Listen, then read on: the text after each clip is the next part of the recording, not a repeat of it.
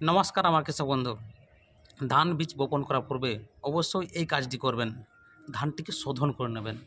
দেখুন, মার্কেট থেকে যখন বীজ কিনে নিয়ে আসেন, প্যাকেটটার মধ্যে কিন্তু ছোট্ট একটা প্যাকেট থাকে, কাগজে মোড়া থাকবে অথবা প্লাস্টিকে মোড়া থাকবে।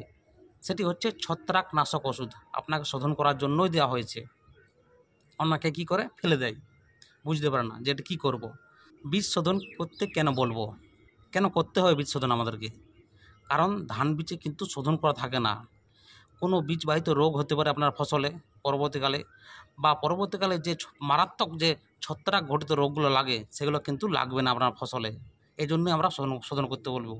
আর এখনই যদি আমরা শোধন করে নিই, শোধন করা কিন্তু খুব সহজ। মেঝের উপর ঢেলে দেবেন বীজটি, বা কোনো প্লাস্টিকের উপরে মেঝেটা অবশ্যই পরিষ্কার করে নেবেন, তারপর ঢালবেন। ঢালার পরে প্রতি কেজি বীজের সঙ্গে 2 গ্রাম, সেই অনুপাতে আপনাকে বীজ ওষুধটা মাখাতে হবে ভালো করে। বীজ বপনের 2 ঘন্টা আগে করবেন কাজটা। মানে 1 কেজি বীজের সঙ্গে 2 গ্রাম ওই ছত্রাকনাশক ওষুধটা।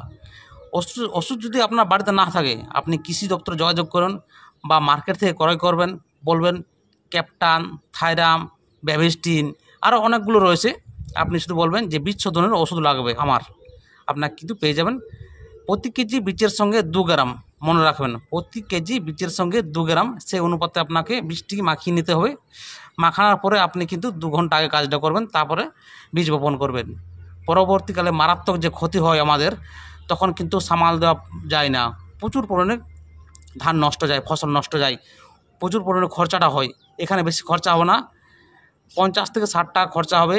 50 গ্রামের প্যাকেট পেয়ে যাবেন মার্কেট থেকে। তো অবশ্যই বীজটি শোধন করবেন। আপনাদের কাছে রিকোয়েস্ট রইল, আপনি অবশ্যই শোধন করবেন। ধন্যবাদ, ভালো থাকবেন, সুস্থ থাকবেন।